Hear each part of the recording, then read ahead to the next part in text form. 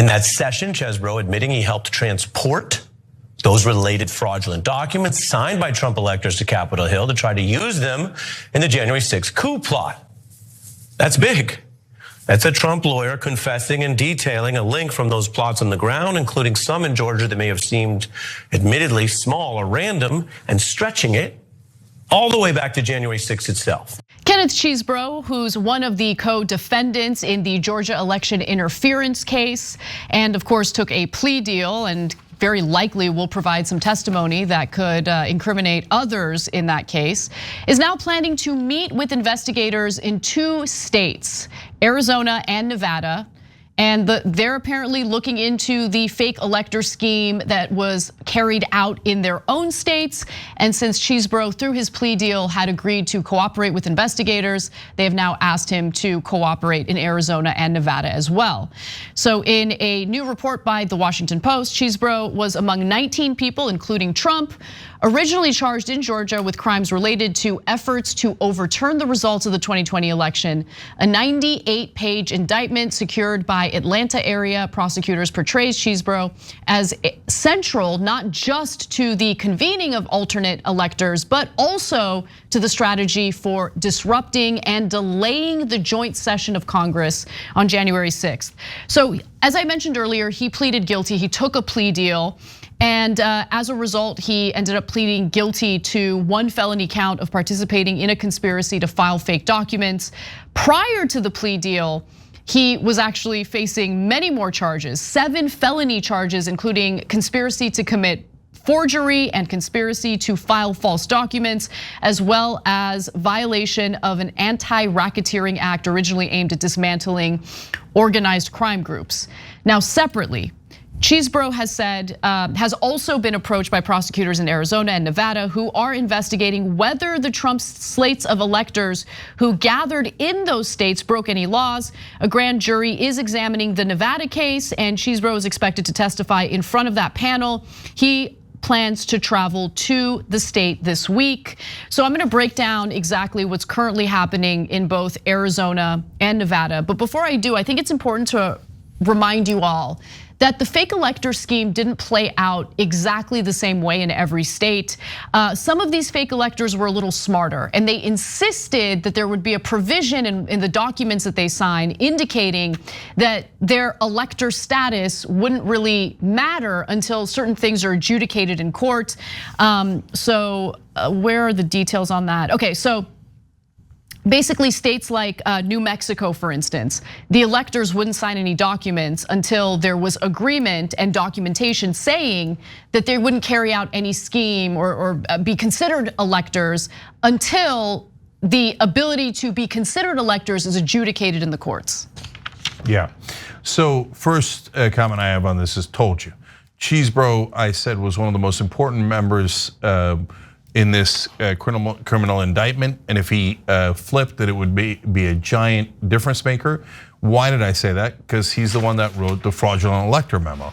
So he's the one that was central to the plot, as you now see, to do a coup in America. And so I've been saying this since January 6th for 3 straight years now. Now, the part that's very, very frustrating is that these indictments and these revelations are not moving the numbers 1 inch. So this is as big a crime as you can imagine, a coup against America, where they have a whole set of fake electors to replace the actual electors that won the election.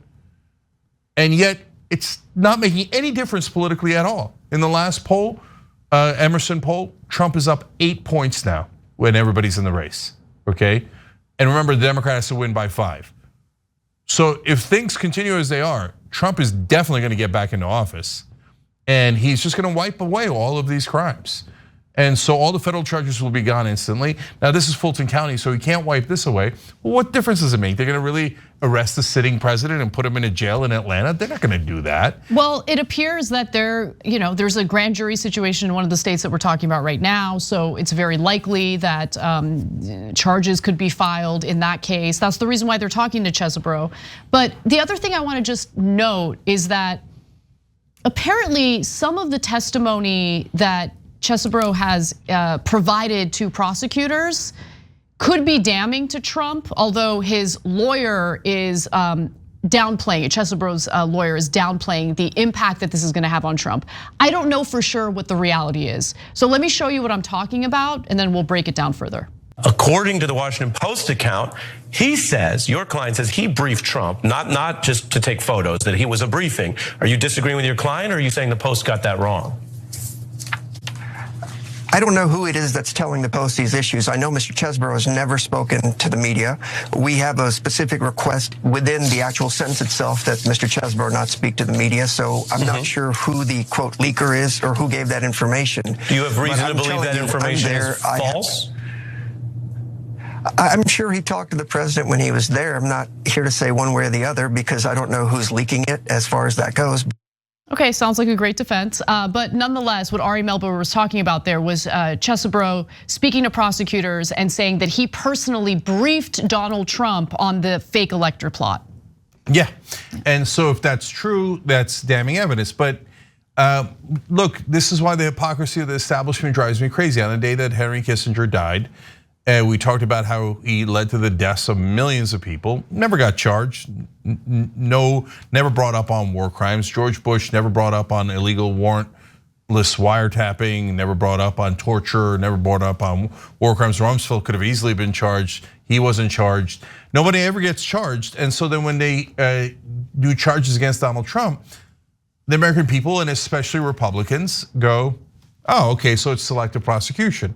And so the hypocrisy of the establishment and them protecting the powerful that have committed so many crimes is coming back to haunt us, because this is a giant crime. He lost the election and then he tried a coup attempt with fake electors.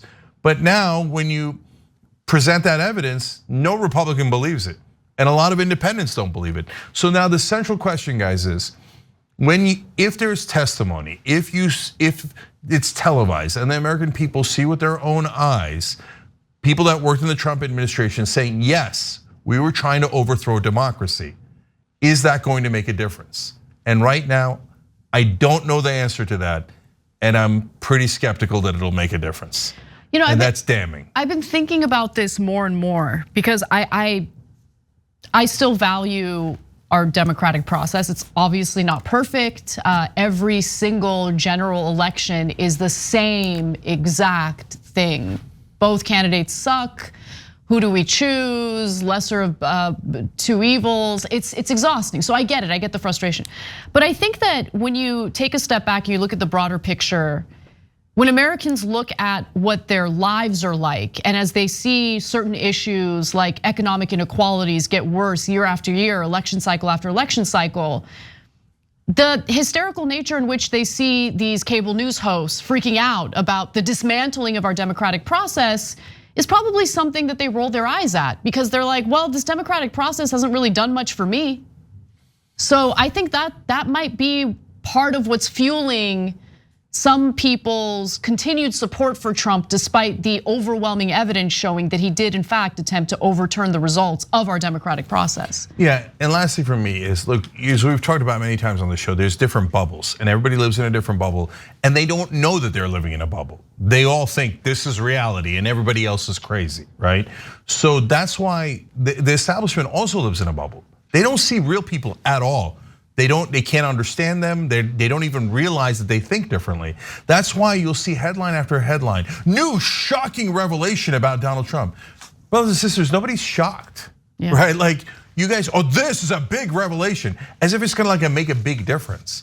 You guys don't see that poll after poll after poll shows that it doesn't make any difference. It's not moving the numbers 1 inch so far. In fact, it moved them massively to Trump's favor in the Republican primary, and then it never moved after that. But every time they genuinely go on there like, this is a big revelation, oh boy. And then 90% of the time it'll be like a tiny little thing that we all already knew. But so they don't get it. They really think this is gonna be Trump's undoing and they don't have to worry about Trump. Yeah, Clown of clowns. You're totally right, yep. Right? You're totally right. Rather than giving Americans a reason to maybe reconsider their support because the other party is offering up something better that actually would improve people's lives. I just feel like there's this endless effort, not by every member of the Democratic Party, I think it would be unfair to say that, but by most members of the Democratic Party to kind of hang their hat on the notion that if we just attack Trump enough, if we investigate him enough, if we show what a terrible person he is enough, well then that'll persuade people to support us. But no, and I'm fatigued, I'm exhausted by saying the same thing over and over again, but you gotta give people a reason to support you. If you enjoyed this video, that's because of our members. They make us independent, they make us strong, and they make us honest. Become a member today by hitting the join button below.